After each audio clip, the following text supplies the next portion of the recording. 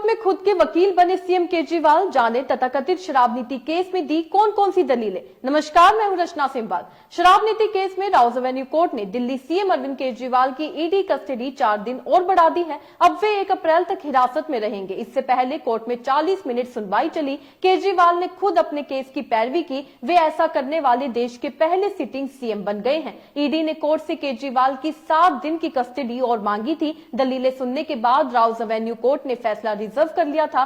Court में सुनवाई दोपहर 2 बजे शुरू होकर दोपहर 2:30 बजे खत्म हुई। अरविंद केजरीवाल ने राउज एवेन्यू कोर्ट में हिंदी में बहस की। उन्होंने स्पेशल जज कावेरी बावेजा को बताया कि इस मामले में ईडी का एकमात्र मिशन उन्हें किसी तरह फंसाना था, भले ही उनके खिलाफ कोई सबूत ना हो। आइए जानते हैं केजरीवाल ने सेल्फ डिफेंस में क्या क्या दलीलें दी। अरविंद केजरीवाल ने कहा, इस केस में मेरा नाम सिर्फ 4 जगह आया है। 4 स्टेटमेंट दिए गए और उनमें से कोर्ट के सामने वो बयान लाया गया जिसमें मुझे फंसाया गया। क्या ये 4 स्टेटमेंट एक मुख्यमंत्री को गिरफ्तार करने के लिए काफी है? उन्होंने कहा, हम ईडी की डिमांड का विरोध नहीं कर रहे हैं। जितने दिन चाहे वो मुझे हिरासत में रख ले, लेकिन असली घोटाला तो ईडी की जांच के बाद हुआ। ईडी का मकसद जांच के नाम पर जबरन वसूली रैकेट चलाना था। सेल्फ डिफेंस में अरविंद केजरीवाल ने दलीलें दी कि ईडी के 2 मकसद थे। पहला, आम आदमी पार्टी को खत्म करना और दूसरा, एक स्मोक स्क्रीन बनाना और उसके पीछे जबरन वसूली रैकेट चलाना, जिसके लिए वो पैसे इकट्ठा कर रहे हैं। उन्होंने आरोप लगाया कि कुछ आरोपियों ने गिरफ्तार होने के बाद बीजेपी को भारी भरकम डोनेशन दिया था, जिसके बाद वे जमानत हासिल करने में कामयाब रहे।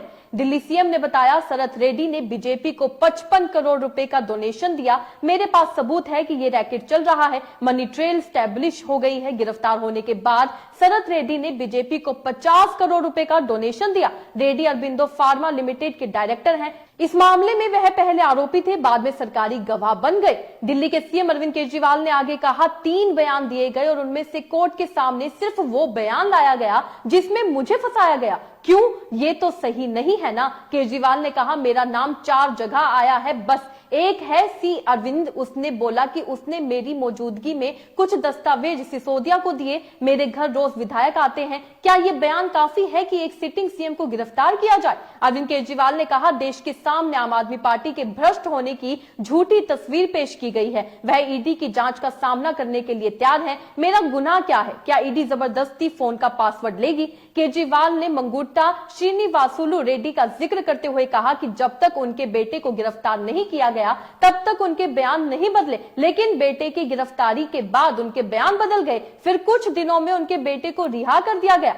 अब आपको बताते हैं इसके जवाब में ईडी ने क्या कुछ कहा। दरअसल इसके जवाब में ईडी ने कहा, मुख्यमंत्री कानून से ऊपर नहीं है। वहीं कोर्ट में पेशी के लिए जाते वक्त उनसे पूछा गया कि एलजी ने कहा था कि सरकार जेल से नहीं चलेगी। इसके जवाब में केजरीवाल ने कहा कि ये पॉलिटिकल कॉन्स्पिरेसी है, जनता इसका जवाब देगी। बता दें कि केजरीवाल ने अपनी गिरफ्तारी और डिमांड पर भेजे जाने के फैसले को दिल्ली हाई कोर्ट में चुनौती दी थी, लेकिन कोर्ट ने उन्हें कोई राहत नहीं दी। इस मामले पर अब 3 अप्रैल को अगली सुनवाई होगी। कोर्ट ने 2 अप्रैल तक ईडी को जवाब दाखिल करने के लिए भी कह दिया है। तो आप देख सकते हैं किस तरीके से अपने खुद के वकील बने अरविंद केजरीवाल। जी हां, ये एक ऐसे पहले सिटिंग सीएम हैं जिन्होंने अपने लिए खुद की पैरवी लड़ी, अपनी दलीलें उन्होंने खुद दी हैं और जो उन्होंने कहा है उसमें ये साफ जाहिर होता है कि उन्होंने ये साबित करने की कोशिश की है कि किस तरीके से ईडी आम आदमी पार्टी को, अरविंद केजरीवाल को झूठे आरोपों में फंसा रही है। 4 बयान दिए गए जिसमें से सिर्फ एक बयान ऐसा था जिसमें अरविंद केजरीवाल के खिलाफ दिया गया और बाकी 3 बयान में